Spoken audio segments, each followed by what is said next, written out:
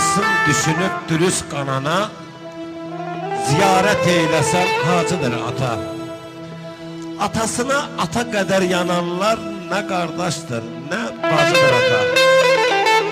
Eşkin kərvanını bir anlıq eylə, həqiqi sözümü sən illərə söylə. Sağkən sən atana hörmət eylə, başın ucalığı tacıdır ata.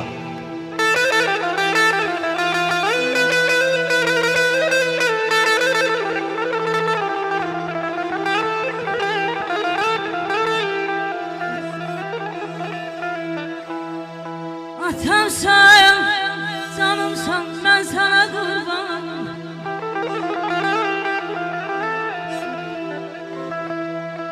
Atamsan, canımsan, ben sana kurban. Yolumla yolmaya hazırım inan.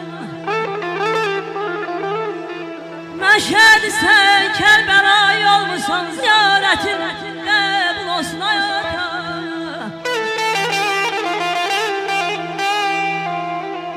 Əməlinlə sübut etdim bir daha.